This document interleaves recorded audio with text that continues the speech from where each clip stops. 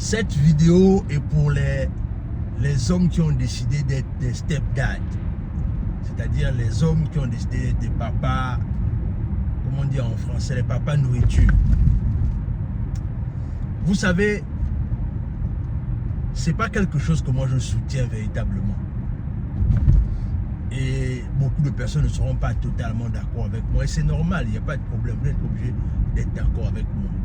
Mais moi je parle du principe qu'en vérité, un homme a le choix en fait. C'est-à-dire que un homme a le choix de se dire qu'il faut que je prenne mon temps de trouver une femme qui n'a pas encore d'enfant avec laquelle je vais faire des enfants en fait.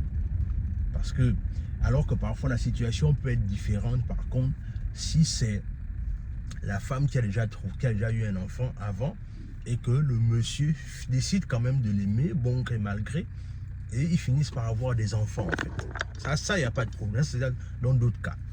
Mais le cas là où la plupart du temps, par exemple, la femme a déjà eu un enfant ou deux enfants et que le mari la suit quand même, dans le long terme, s'il n'y a pas un travail de fond qui est fait, ça peut mal tourner pour le mari en fait. Ça peut clairement mal tourner pour le mari. Et l'histoire que je vais te raconter aujourd'hui, c'est une situation semblable. C'est-à-dire, c'est un monsieur, il a clairement donné tout pour l'éducation de sa demi-fille, c'est-à-dire la mère de la fille de sa femme. Il a élevé la femme, l'enfant, il a participé à l'éducation de l'enfant, il a payé les études de l'enfant. Et ce qui s'est passé, c'est quoi? C'est-à-dire, l'enfant est parti à l'armée. Et quand l'enfant rentre à l'armée américaine, on va demander à l'enfant de faire une assurance vie, en fait, au cas où si quelque chose arrive à l'armée, qui va bénéficier, en fait, de ta policy, c'est-à-dire de ton assurance vie, en fait. Et ce que la petite fille a fait, c'est qu'elle a mis son père biologique. C'est-à-dire quand le papa a lu la lettre, il était dépassé, en fait. Il était dépassé parce qu'il partait du principe que de toute façon, c'est quelque chose que j'ai besoin de vérifier en fait. C'est-à-dire que si je pars du principe que tu es ma fille, c'est moi qui t'ai élevé, c'est clair que si quelque chose t'arrive, c'est moi que tu vas mettre et ta mère comme étant bénéficiaire et vice-versa en fait. Mais non, c'est pas ce qui s'est passé. La petite fille a mis son père biologique. Et il y a encore une autre situation, là où en fait un monsieur a élevé un enfant. Il s'est marié avec sa femme avait déjà un ou deux enfants. Et il a décidé d'élever les enfants. Et ce qui s'est passé, c'est qu'en élevant les enfants, il a voulu imposer une certaine discipline aux enfants. Les enfants n'ont pas aimé ça. Et les enfants lui ont rappelé qu'arrête de faire ce que tu es en train de faire là. La discipline, là, ça ne nous intéresse pas. Tu n'es pas notre père.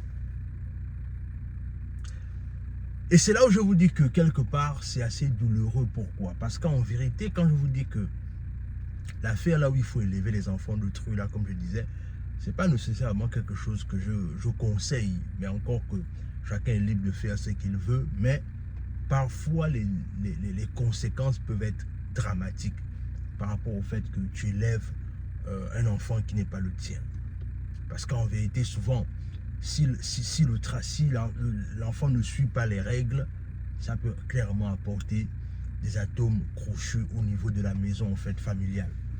Et c'est là où moi je pense souvent, et je dis souvent, et je conseille aux gens que si tu peux trouver quelqu'un qui n'a pas encore de charge, c'est l'idéal pour toi. C'est-à-dire que si tu peux trouver une femme qui n'a pas encore de charge, c'est vraiment l'idéal pour toi. Parce que vous partez du principe que là maintenant, quand vous vous rencontrez, vous partez à zéro en fait. Vous partez à zéro. Et la vérité, c'est qu'il y a beaucoup de femmes comme ça qui n'ont pas encore de charge, avec lesquelles tu peux commencer quelque chose.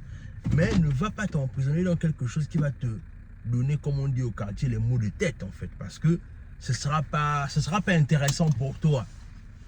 Et parfois aussi, la plupart du temps, toi tu penses que le père n'est pas parfois présent dans la vie de l'enfant, mais tu te trompes.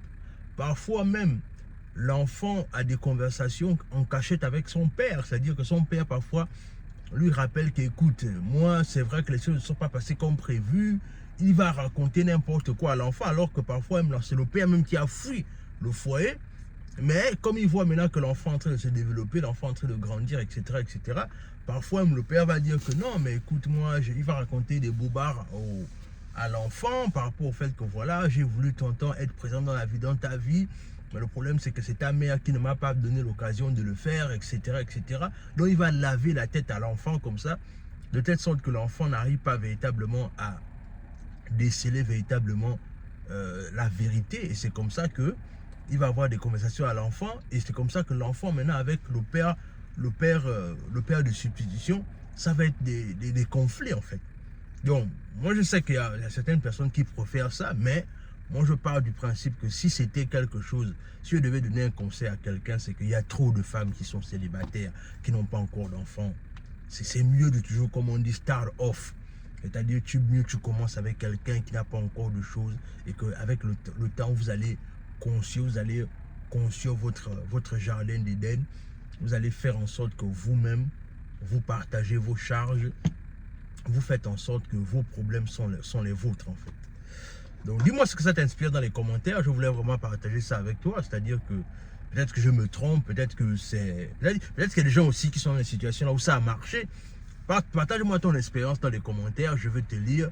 Dis-moi ça que ça t'inspire, et surtout abonne-toi. Sur ce, on se dit à la prochaine.